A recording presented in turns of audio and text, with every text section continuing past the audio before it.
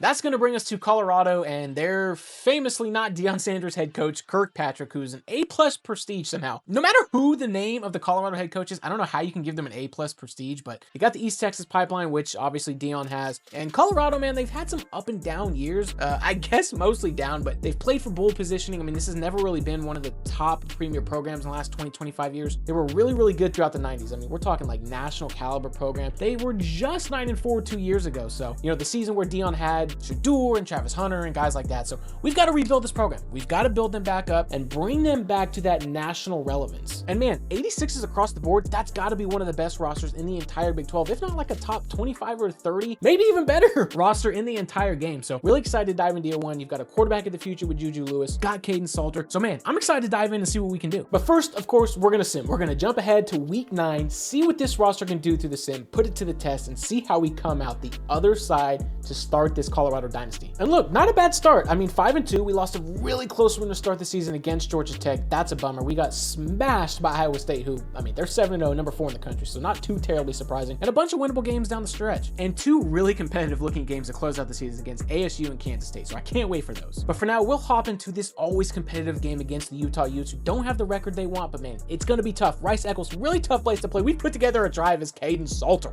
on the quarterback sneak, punches it in, draws first blood, and from there, we would just put it to the Super Sim, man. We would not have any issues with Utah. Almost pitching a shutout, but man, scoring 27 points, going on the road for a statement win, 27-7. Heck of a performance. The Rumble and the Rockies. And the following week, Arizona would come to us as we are now ranked 21st in the country. K-Salt's going to drop back to pass. He's going to find his man over the middle. Heck of a throw. And he fumbles the ball. There's no way he fumbled that, dude. He was down. I have to believe he was down. Unfortunately, it would remain a fumble, and Arizona would go on to score to take the early 7-0 lead. So we've got to respond. We've got a shot as K-Salt puts it up down the field. Heck of a play. Great play by the DB, but we're in scoring position early and quickly. And on the very next play, on the RPO, we're going to find JoJo Williams again to finally get in the end zone and tie this thing up at 7. And it's really been a battle of the defenses here. 17-17, fourth quarter, 1:24 left. Arizona's one timeout. All these things as K-Salt on the quarterback draw is going to punch it into the end zone. A strong competitive run. He just wanted it more. And we have a late lead. And the defense would show up, get a stop. We have the ball. Arizona has no timeouts left. We could just knee it, but we're not going to do that, man. We're going to let K-Salt eat a little bit on the quarterback draw again. He fumbles the ball. Oh my gosh, and he scoops up and he's got room. We've got to make a tackle. He misses.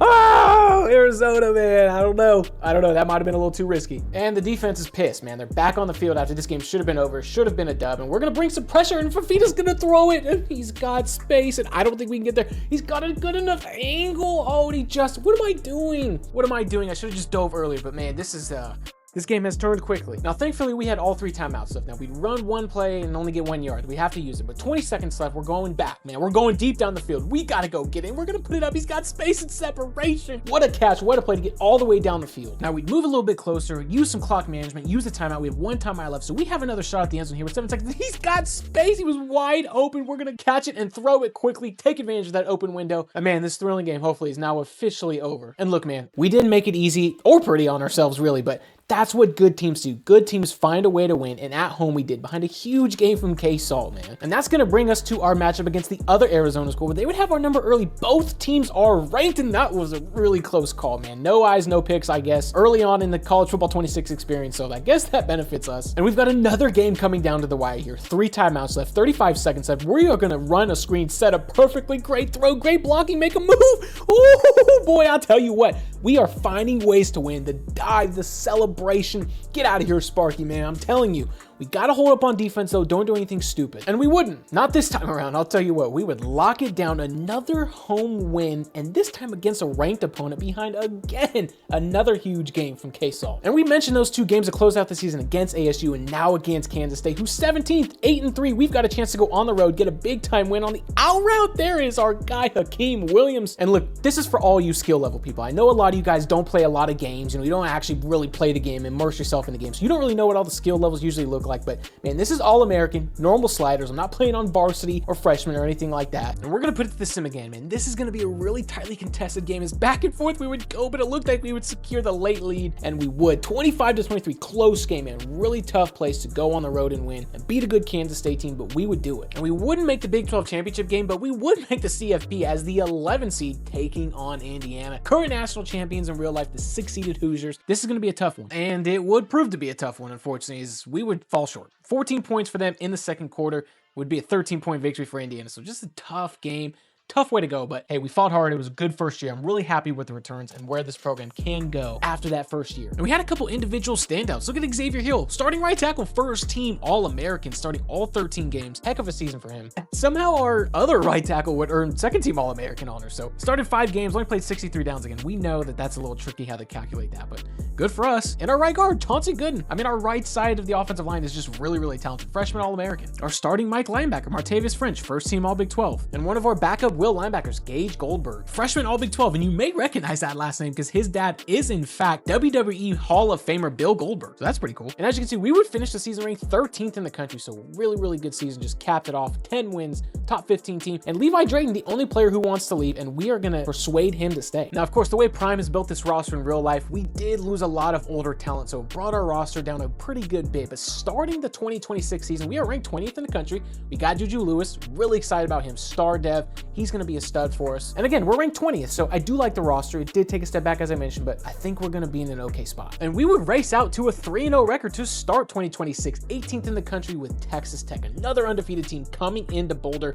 This is going to be a clash of the Big 12 Titans, really at this point in the dynasty. And I want to see how we stack up against them. I want to put it to the Sims, see what we can do, and man, we would not have any trouble with Texas Tech, securing a huge home win early in the season, getting things going on the right track to start Big 12 play. 35-7, 21 points in the second quarter. We would go on to beat Utah yet again. Pretty tightly contested rumble in the Rockies. Move ahead in the season a little bit where we would also pick up commitments from 2 4-star corners. So we're doing things the right way. First 2 seasons, man, we are off to a really hot start. And with the regular season winding down, we would have to go on the road to Arizona State where, as you can see, we would not have any trouble with the Sun Devils whatsoever to get to 10-1, another 10-win season with a dominant 43-10 victory. And we are on the doorstep for Colorado's first 11-win season in like 20 years, but we have our hands full against Oklahoma State here on the road. Tough game. On the play action, we're going to get a sack. And they're not going to give us the safety. Oh my gosh, just insane. But 3rd and 16 from their own 1. So we're still in a great position to get the ball back with great field position, a lot of time left, but you already know we have to go back to the blitz. We have to pressure them and try to get home on the safety, and they're going to give a deep handoff, and that is undeniably a safety. And it's Okanula again on back-to-back plays, wrecking havoc. And that's going to bring us to 3rd and 2. A little over 2 minutes left. We have all 3 timeouts left. We're taking a shot down the field because we have separation. Oh my gosh, I should have just run it in instead of possession. Caught it. As you can see, Juju, he struggled, man. 2 interceptions, no touchdowns, completed fewer than 50% of his passes. We really need him to step it up. Now, because there's a lot of time left and Oklahoma State has all 3 timeouts, I don't want to score too quickly. So we're going to throw it to the flats, the tight end. We're going to get down at the 1 who I thought he did score. And that's going to bring us to 4th and 1 at the 1-yard line. Quarterback sneak time. This is it. Now or never. We're not kicking the field goal. We're going for the touchdown. And Oklahoma State stops us. Oh my gosh, man, huge mismanagement on my part. Probably should have scored a touchdown, but we do still have 3 timeouts left, so there's an opportunity to get a stop, use them all, and they're pinned all the way back. That's part of the reason why I was okay with trying to go for the touchdown. Now, we would end up using all of our timeouts. Time is winding down here, 3rd and 10. I mean, they have to get a playoff, so we're better off almost just kind of trying to let them throw it up, and he's gonna get sacked. We get sacked in the end zone, but not for a safety, and time is going to wind down and run out. So this is it. It has to happen on the punt return on 4th and 19. I don't even know how. I don't even know why they're punting it, but I don't even know how I would have tried to not make them get sacked or not try to get a sack and just force the incomplete pass. And we'd have room. We would have space, but the defender would take a great angle. I'd try to pitch it back. We'd get the pitch off.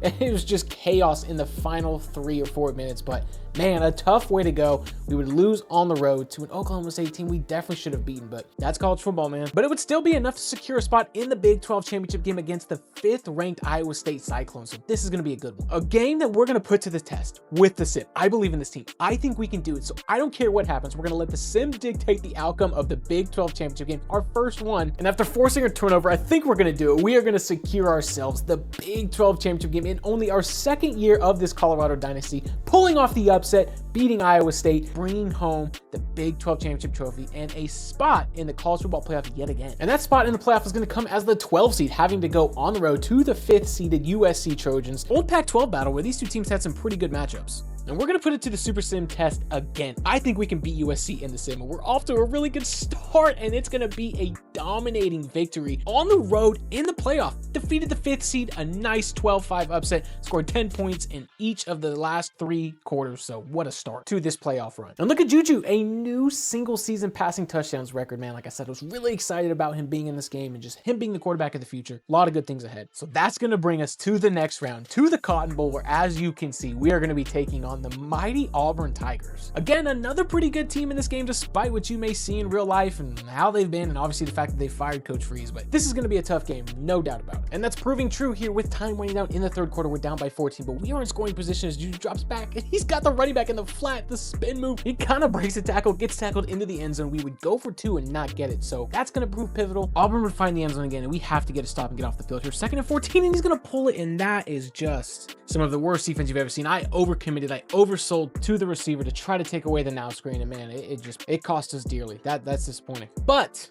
we are not out of this yet. A little over 2 minutes left, 2 timeouts. We've put together a great drive, moved right down the field in 1st and goal. We've got a touchdown, so we're still in this thing, going back and forth. Need the defense to show up. Unfortunately, the defense would show up, but we just couldn't get anything going on offensively. There's just not enough time left. Didn't have enough timeouts left.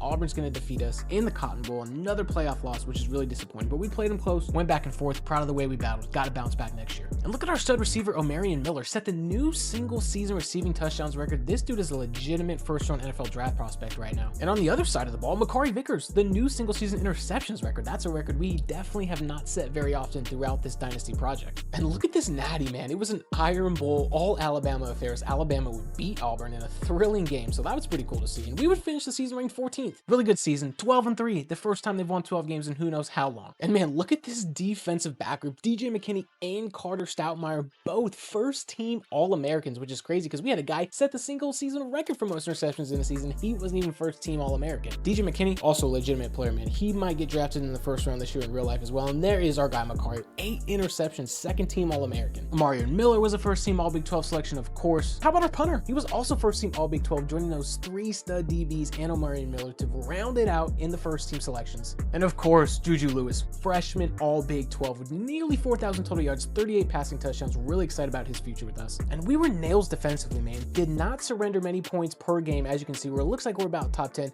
Yards per game, allowed the 4th fewest yards, some of the fewest passing yards in the country as well. And of course, some of the fewest rushing yards per game. So man, we were stout on defense, no doubt about it. And we got after the quarterback with 32 sacks, ranking it looks like around top 12 in the entire country. And of course, tied with Kentucky for the best turnover margin in the entire country. We took the ball away a ton. Juju only threw 8 interceptions, so it's no surprise to see that we also tied with Wake Forest for the most takeaways in the entire country. 21 interceptions, that led the entire country as well. So great season across the board. And further proof of improvement. I mean, look at this, man. We are scaling upwards. Started 9-4 in 2024. We built on that to go 10-3 in our 1st year, 12-3 our 2nd year, make the college football playoff, win the Big 12. But despite all the improvements, I mean, we still have guys wanting to bounce. Now we have 10 persuasion chances. We got to start with Juju, man. We got to keep him, which thank goodness. I was holding my breath. Jordan Seaton, practically no chance. I want to try to keep Quanell Farrakhan, who we recruited at Houston. He's a good player. He's become a good player in this game, a redshirt freshman, 80 overall. Andre Roy, another impact dev, man. So I really want to keep a lot of these guys because they're going to form the nucleus, man. You see the young players that we have, the types of dev traits that they have as well. So man, this is a good roster. Again, like we said when we started this thing,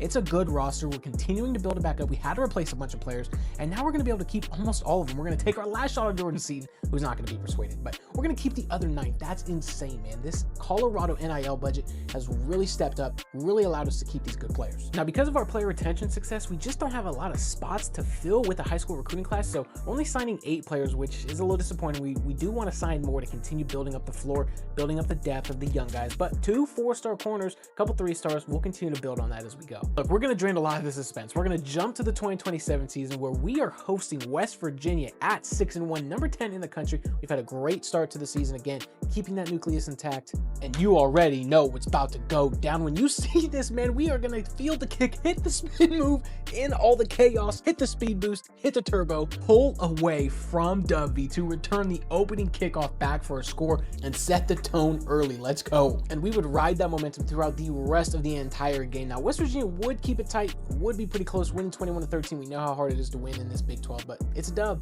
And we're going to jump ahead to the second to last regular season game with TCU coming to us. 55 seconds left, 4th and 2. tie game. We're both ranked. We're not going for the field goal. We're going for the win. We're going to go for it right now. 4th and 2. We are going to go with the guy who brought us there. And we have it. We have the hot route. We're going to throw it, but we just throw it too late. Now, if you've made it this far in the video, you might remember the last time we were in the situation against Oklahoma State last season. They're on their own force, so we're bringing the heat. We are going to blitz all out, and they're going to play action, and we're going to get the safety. The game-winning safety is going to do it as we are going to defeat TCU. And what's one more touchdown for good measure? I mean, they're leaving him wide open, so we're going to throw it. Pretty easy touchdown. And of course, that's going to be enough to secure another 10-win season as we would win 22-13. And of course, look who was the player of the game, our receiver Quanell Farrakhan, who we had to convince to stay with 7 catches, 97 yards, and that last second touchdown. And we're going to finish off the season in Provo, taking on a ranked BYU team, and man, we are going to make slight, easy work of them to conclude this regular season in what should propel us to the Big 12 championship game. I guess we'll have to wait and see, but a 33-10 domination. And how about that Quanell Farrakhan, the new single season receiving touchdowns record, heck of a year. And that would in fact bring us to the Big 12 championship game in an exciting rematch against a pretty good Iowa State team, a 10-2 ranked team who we beat in the Super Sim last time. And that's what we're going to do again, man. We're going to hop into the sim and see if we can repeat history by winning through the sim. So let's get this thing started. Let's hop into it. We're going back and forth to start the game. We finally pull away and we would finally cement ourselves with a dominating performance as repeat Big 12 champions, winning 45-21, absolutely demolishing Iowa State and securing a spot again in the college football playoff. And of course, more records are being broken with Juju Lewis, the new single season passing yards record for Colorado, man. He is just continuing to stack good seasons on top of one another, which as you can see is also going to bring him to the career passing touchdowns record. So heck of a career thus far for him. He's still got 2 more years left. And of course, Quanell Farrakhan, the new single season receiving yards record. So he's continuing to build on this fantastic season. And we've got some hardware coming home. Shout out to Coach Kirkpatrick. Coach Prime is the Bear Bryant Coach of the Year, a much-deserved honor after consecutive 12-win Big 12 champion seasons. And right beside him, our DC Robert Livingston has won the Broyles Award for Coordinator of the Year. So heck of a season so far for us. And we are finally going to host a playoff game as the 7 seed with 10-seeded Texas A&M coming in for a clash of the former Big 12 teams. These two teams used to duke it out, man. And add this thriller to the list of competitive games between these two programs in their history. 27-21. Time is winding down. We have 2 timeouts left. First and goal. A&M has all 3, so I do kind of want to bleed the clock a little bit. Try to take some clock off so A&M doesn't have enough time to go down, kick a field goal. Got to rely on our defense, but with 10 seconds left, we're going to snap it. We're going to give it to our running back who wears number 84, break it, tackle, get into the end zone. That's going to be enough to put Texas A&M away and move on. And that's going to bring us to the Peach Bowl against another sneaky good team in seemingly every dynasty, the Pitt Panthers, and their Heisman Trophy winning quarterback, Tavion St. Clair. And like a lot of these games, man, it's coming down to who has the ball last. And it looks like we're going to with a minute left, 3 timeouts. Pitt only has 1 timeout left. This is an insanely deep drop as he's going to put it up. Oh my gosh, and that could be the costly interception that is going to ruin the game for his crazy tackle. But remember those 3 timeouts that we mentioned that we had? We've used 2 of them, 3rd and 10 here, so we've been able to get stops. And if we can get a stop here on 3rd and 10 and get off the field, what a play by our linebacker to get back there. I can't believe Pitt threw it, man, and stopped the clock on an incomplete pass. And as we're going no huddle hurry up, we have got to get the ball down the field, or we're going to find our guy number 14 on the field and get out of bounds. What a play. Now, we have to use our timeout on the very next play, but 2nd and 1, if we get a first down, the clock's going to stop, or we can run to the line, and we're going to get a short pass, but we have to get the ball by 6 seconds left. This is going to be really, really close. I think we're going to be able to get it spiked with about 2 seconds left, maybe 1. If our receiver can get set in 1 second left, we've got life. And this is it, right down the middle, a 43-yard kick with 1 second left to win the game. This is going to be a tough kick for any college kicker. He's going to put it up, and it looks good. It's going to have the distance, and we are going to move on and beat Pitt, advance on to the next round, a thrilling fashion, and so close to a national championship game appearance. And next up, it is yet again the Georgia Bulldogs, who we seem to see in every team's dynasty project, and we're going to pull and throw it on the RPO. What a crazy play, the break, the tackle, and then the hurdle, and we've got space, the spin move. Oh my gosh, this dude is out of his mind, and we needed this in the worst way to finally bring this game within a 1-score possession. And look, as the underdog, we got to go for 2 and try to steal some advantages. So we're going to get the back out of the backfield, and they're going to play pretty well, and he's going to barely get it, and it's a 3-point game. Now, with both of us having all 3 timeouts left, I don't know what's going to happen. I really don't know the strategy. I really just want to score. I don't even want to try to take time off the clock, and we're going to find Quanell Farrakhan, who's going to get into the end zone. Another insane play. One of the best receivers in the entire country, and we now have the lead. Georgia would burned through 2 of its timeouts, and with 3 seconds left. This is the game. They can't kick a field goal. They gotta score, and we're gonna play defense perfectly. It's good if it goes. He checks it down. There's no way that's gonna be good enough, man. What an unbelievably bad decision by Marcel Reed. Georgia quarterback Marcel Reed, interestingly enough. But man, we would defeat Georgia as the 7th seed and move on to the doorstep of a national championship. And we have a past playoff rematch between the number 9 seed Auburn Tigers. I can't believe it. The 7th seed's playing the 9 seed for the national title. And Auburn just seems to have our number, man. I don't know what it is. Now, the game's certainly not over yet. A little under 4 minutes left. We have all 3 timeouts. We're down 18, 1st and goal. So we're in a great position. This dude just gonna find his man, shrink the lead a little bit. Of course, it's Quanell Farrakhan. But Auburn would extend it again, and we have no timeouts left with just under a minute and a half left. So we've got to score quickly. And thankfully enough, man, those verticals are stressing out this defense. And of course, we wouldn't get the onside kick. And with time running down, 4th and 13, man, it's not looking good for us in this natty. I mean, I'm surprised they're even punting it, but they are going to give us a chance, and it's going to go out of bounds. So smart play by them, and just not going to be able to clinch this national championship, man. I don't know what it is about Auburn. They've got our number. We're 0-2 against them. They've obviously built this program up into a national title contender and now a national title winner. So tough way to finish the season, but we're right there. We're so close. And Quanell Farrakhan, man, he would continue his stellar season with a new record, this time for most receptions in a single season. Things are getting dicey now, man, as Juju Lewis wants to declare for the draft. I don't know why you don't say you have 2 more years. You could be a 1st round pick if he stayed 95 overall. We got to try to get him to stay, man. I mean, I just don't want him to leave, and he's going to leave. Can't believe he's going to leave here without a national championship. That's so disappointing. And then our starting kicker's gone to impact dev trait kicker. 2 tough blows, made worse by the fact that our recruiting class kind of sucked, man. We only signed 7 kids. Now, one of them is a 4-star transfer freshman quarterback. So we may have something here. The 10th ranked player in the class. So we may have something there, but 7 players, we got to start doing better than that. So we'd move ahead to the start of the 2028 season. It's a new era of Colorado football without Juju Lewis. I'm really disappointed by that, but we're going to, of course, sim through the first portion of the season, a good portion of the season, just to see where this roster is at, to see what this team can really accomplish. Now, it's been a little up and down, but we are 4-2, ranked 21st in the country with Baylor on the road to us, and we got to win this game down 3. We need some sort of miracle on 3rd and 9, no timeouts, and he's open down the field. Gets out of bounds with 15 seconds left, and let's go back to the well, man. Let's try it one more time again with 15 seconds left. We have some space. We're going to put it up. I don't like this. It's contested. He catches and breaks. It's a tackle, but he doesn't get out of bounds. I don't think so. We're going to have to run to the line, try to spike it or run one more play. We're gonna run one more play, and I really don't like this, man. With 7 seconds, 6 seconds and counting, we have to take a shot in the end zone. 4, 3. I don't know if this is gonna be good. If it goes 2, 1, incomplete. Woo! That was the slowest clock I think I've ever seen. I can't believe there is a second left, and we're gonna have the chance at a 39-yard field goal. Of course, they're gonna ice us. And remember, we lost our starting kicker before the season, so this is a new guy. I don't know who it is. From the right hash, it looks like we got a good jump. Is it gonna be far? I think it's too far. We're gonna squeeze it inside the left upright to move on to overtime. What a crazy game. And we're not going to lay up. Starting with the ball, 4th and 2. We could kick the field goal, but we're going to pull it on the RPO. And there goes our quarterback, John Funk. The quarterback we just signed is going to punch it into the end zone.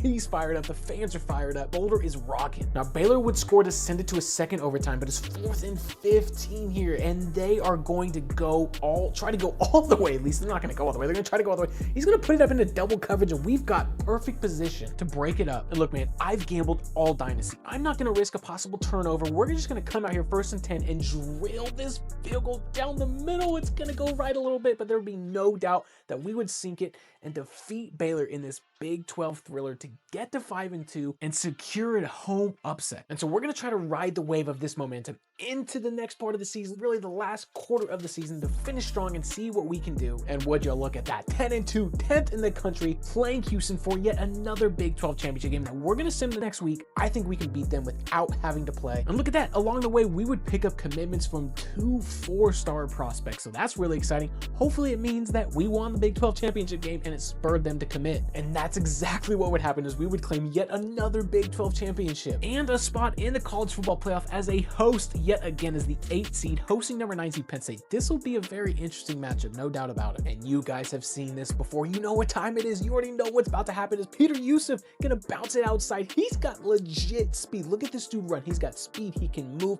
and he is going to outrun the Penn State team to start the game with a huge bang. Now, moving ahead late in the game, under a minute left, Penn State has no timeouts. It's tied 17-all, and look at our quarterback, John Funk, man. He's going to trick it. He's going to go break a huge tackle and take the lead to put Penn State away and move on to the next round. And that next round is going to be against Alabama in the Sugar Bowl, and their Heisman Trophy winning quarterback, Keelan Russell, 14-21, 3rd and 8, less than a minute left. We're going to find him back out of the backfield. A horrible safety by the DB, and he's going to dive into the end zone and tie this game up. That's going to send us to overtime where we would get the ball first. Look at our tight end, man, breaking open on the corner route, draw first blood in overtime and take the lead. But this Alabama team is crazy talented too. They're not going to go away. They're the #1 team in the country for a reason, and there goes Keelan Russell dropping back to pass. Too much speed. I don't know where we were switching to. Now, we'd hold them to a field goal in the second overtime, but it's 2nd and 14. We're going to run play action. We could kick a field goal, but we're going deep. We're going for the end zone in double coverage, and it's going to be intercepted.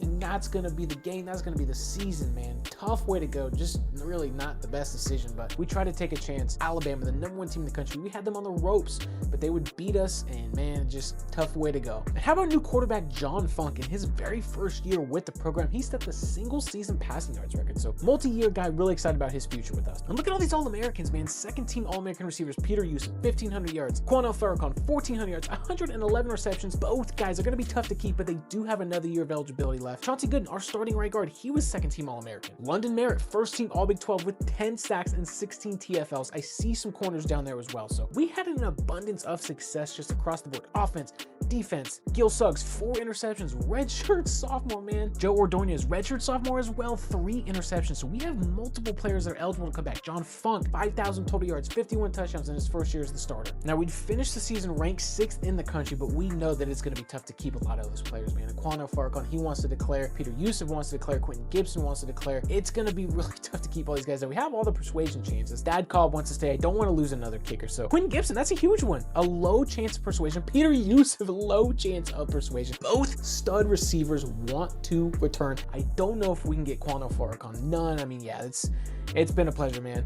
I can't believe he's going to leave. I would like him to stay one more year and be a first-round pick, but I get it. And look at our recruiting class, man. We made major strides. Now, it's not a big class with only 12 signees, but it's 5 4-stars, the 62nd best class in the country. This is a class we can build upon. The 34th ranked high school prospect, man. That's a fringe 5-star. He is 2 spots away from being a 5-star. The 34th ranked transfer portal prospect.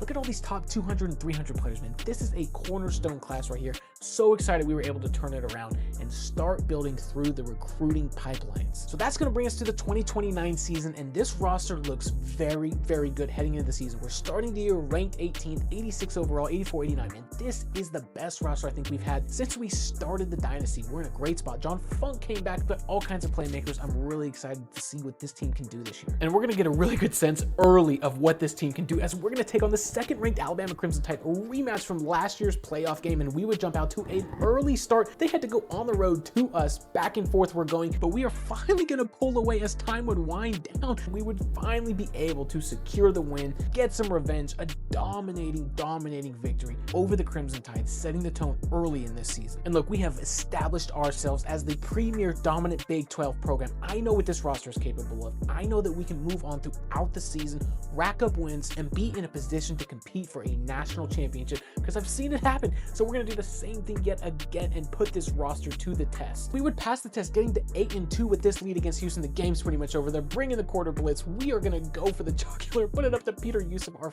future first-round receiver, to secure our 9th win.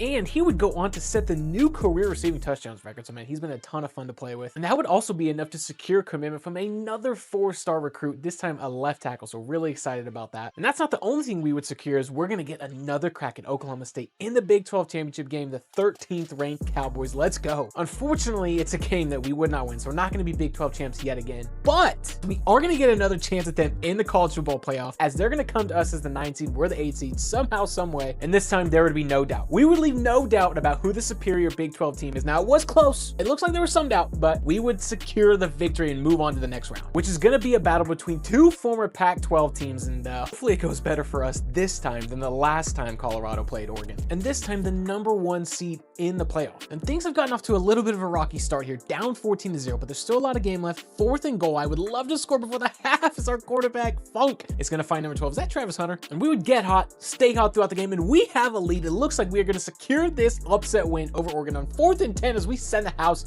bring the pressure, and that is going to do it for the Oregon Ducks. So we are going to upset the #1 team in the college football playoff. Looked like they were trying to blitz us just there. I don't really like that. I don't take too kindly to that, but hey, a win's a win, even if we do get into a little bit of a post-game skirmish. But the Colorado Buffaloes are moving on, and this string of quarterbacks we've had throughout this dynasty has been insane, man. John Funk, new career passing yards record. That next round is gonna bring us to the Sugar Bowl against the Texas A&M Aggies, man. A little clash between two former Big 12 teams that have a history of some competitive games, so I'm really excited to add to that list. We are gonna make good on that promise. Down 27-20, 4th and 16. We're gonna go for it with about 5 minutes left as he gets hit as he throws, and he's gonna find his man, is gonna dump it off into the end zone. The fans are going crazy. Ralphie's fired up. We are in this game. The defense will tighten up, get us the ball back, and we've marched right down the field here. 3rd and 6, a little over a minute left. Texas A&M does have both timeouts up, so we could really use a touchdown. As we're gonna hit it off, he's gonna be too fast. I think he gets tackled into the end zone. A late lead. We really need the defense to get us another stop. The game's gonna come down to this. 7 seconds left, 4th and 10. This is the play. This is what A&M needs. If they want to win the game, they're gonna throw it. Oh my gosh. We are gonna give him the touchdown. That is just... That's unbelievable and disappointing. But it's not deja vu seeing the kicker lineup, as we would hold them to a field goal attempt in the first overtime as they would start 4th and 19. Our defense really showed up, and we get a good jump, and we're going to get a chance, and we're going to block the kick, pick it up. We're not going to have an opportunity to return it, but we are going to hold them and stop them, and we have an opportunity to win this game. And look, if it ain't broke, don't fix it. We're going to come out and do the same thing we did in the last game we played in overtime. Come out, try to nail this field goal dead center. 1st and 10, 40. That's not a good spot. Oh, it's going to be close, please. Oh my gosh, we're going to miss.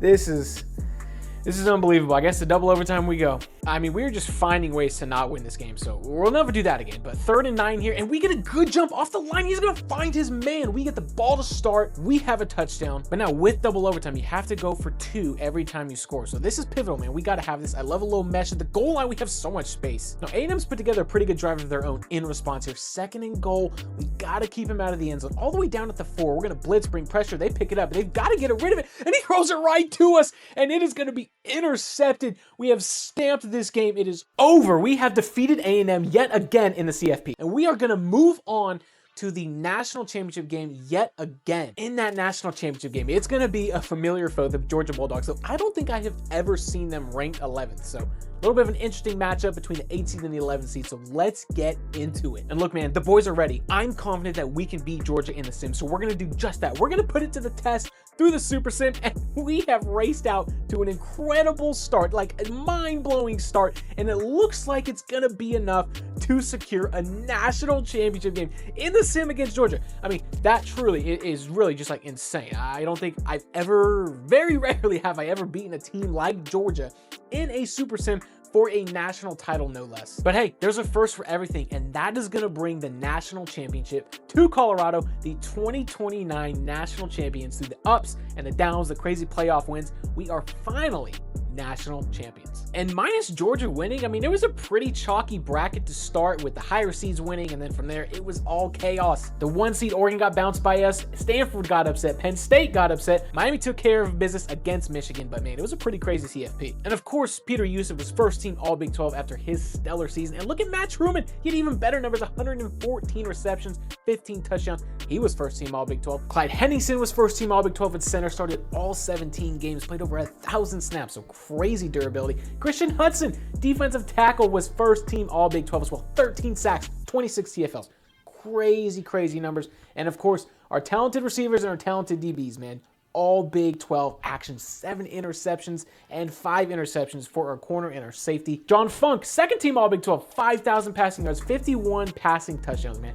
An insane career for him. Our starting right tackle, Lamont Brutus, was second team All Big 12. No, he got hurt a little bit, so he started some games, not all of them. London Merritt, second team All Big 12 with 11 sacks and 20 plus TFLs. And what a climb, what an ascension it has been for this Colorado program, who I think now finally can call Coach Kirkpatrick an A+ prestige. But I'm telling you, it's really hard to do this without really solid quarterback play. We had 3 really good starting quarterbacks during our time there. We continue to climb and ascend and get better. And speaking of those quarterbacks, man, look at John Funk's career numbers. 13,000 passing yards. What an insane get he was for us in the portal. We developed him. We turned him into a proven star quarterback. After one pretty good year at Charlotte, I mean, that's enough to get you some Power 4 looks, no doubt about it. But he came to us 4,000, nearly 5,000 passing yards in each of his 2 seasons, and he has 1 more season left. And look at the numbers for Peter Yusuf, man. 1 reception shy of 200 career receptions, over 3,000 yards, a bunch of touchdowns. I mean, he has really developed into a stud player, as has London Merritt, man. 61 career TFLs,